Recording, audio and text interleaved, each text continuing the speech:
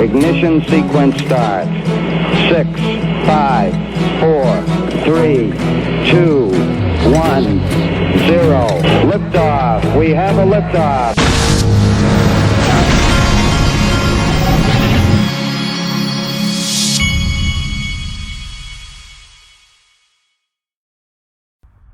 Hey everybody, this is the Digital Asset Investor, and check this out. The Ledger people just came out with their new product, Ledger Stax. I just placed my order to get one just now. It's called the Ledger Stax. Check out this video right here. It's awesome.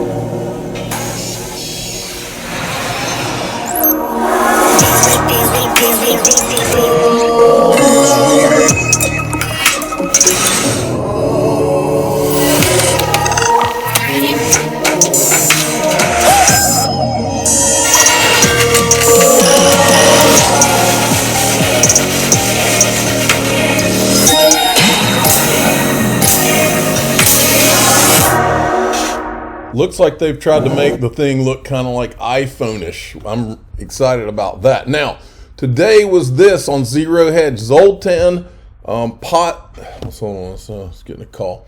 Zoltan Pasar, gold to soar, crush Western banks if Putin unveils petro gold. All right, now that was a private article. I couldn't get in there and read it, but I've told you for a long time, and I say it again, crypto isn't always has been about a petrodollar. This is what gives Americans the standard of living they have. Crypto was about the transition. Anyone that downplays how important crypto is to the financial future of the world is bold-faced lying. And look at this. I've shown this video a few times. It's got almost 100,000 views, folks, for a reason. I'm going to play you the second half of it because the article, remember, said Putin is doing this. I want you to watch the second half of this video. Petrodollar is important. It causes a demand for the US dollar. A lot of Americans don't realize that over 70% of all the $100 bills in the world are actually outside of the US. There's more $100 bills in Russia than there are in America.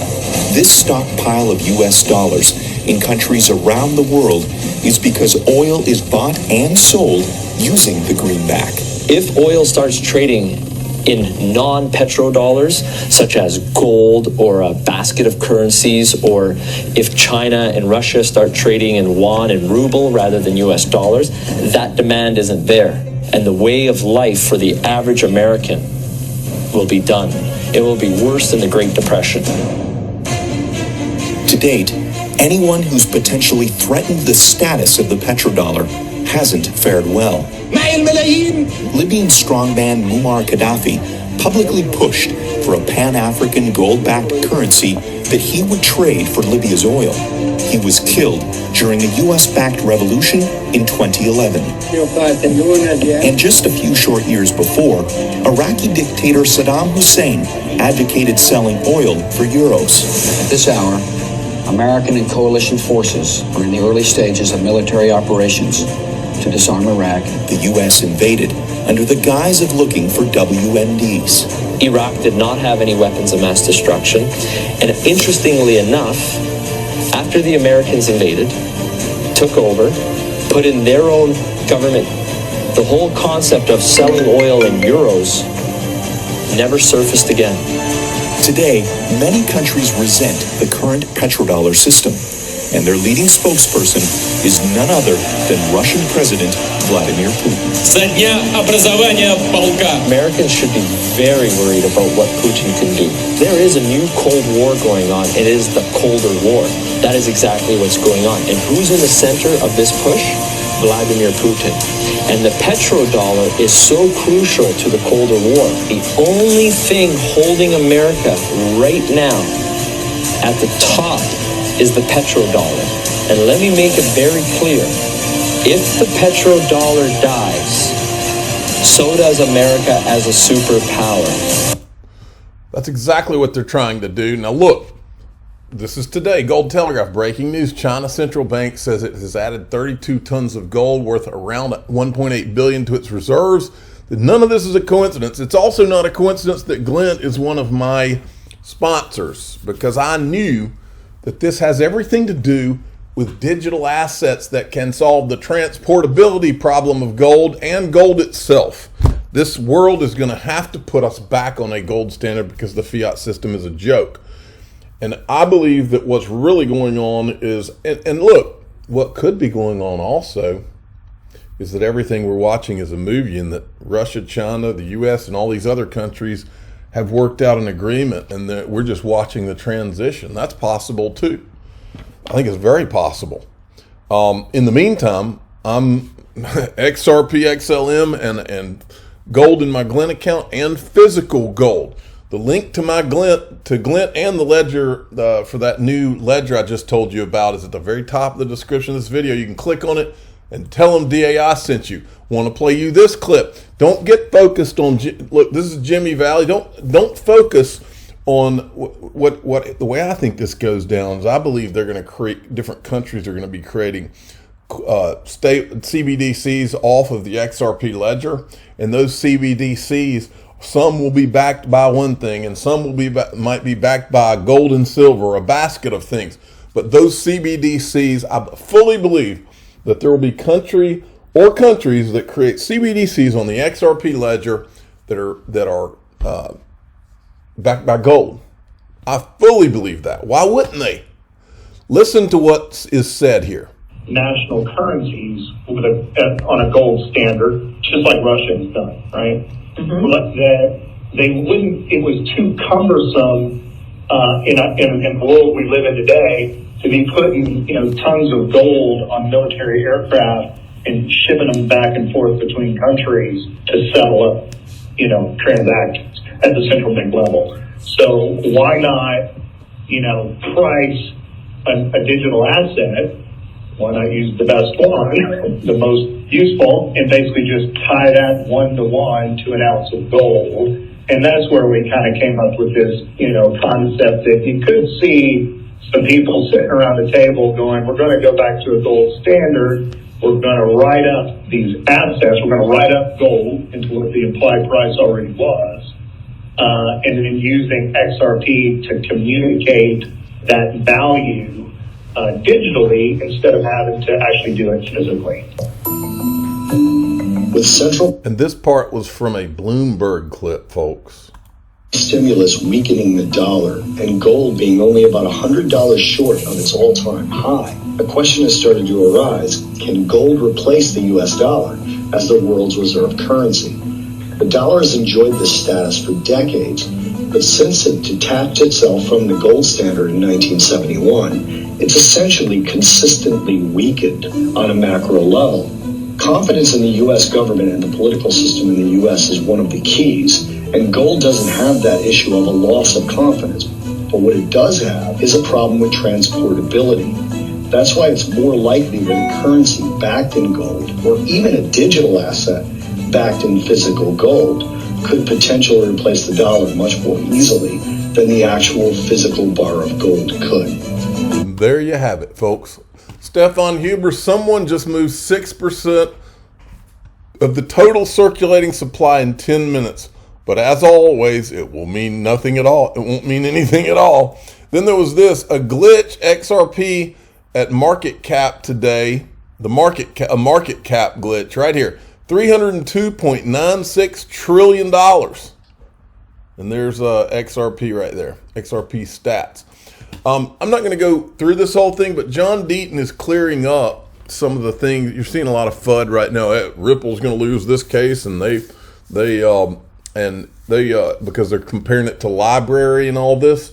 And John Deaton goes through all of the things having to do with LBRY and how it's different and all that. I'm gonna move along so this video is not too long. This was interesting. Tipsy Tiger put this out. This is from the Bill Hinman deposition, and it says, now setting aside, these are questions to Bill Hinman in his deposition. Now, setting aside meetings with other members of any government, did you ever tell any person outside the SEC that you did not view Ripple's sales of XRP as securities transactions? So I'm talking about third parties only. He says no. Then they ask this: did you ever witness any person from the SEC tell any person in, again, outside world, not U.S. government or other government? They keep referring to any government. And the only one that could come to mind for me is this one right here. There's Bill Hinman with the Alibaba, which is a Chinese company, parent company, Ant Financial, and he helped take them public. And he had some Chinese buddies too. Those were in some of those Freedom of Information Act emails that Empower got.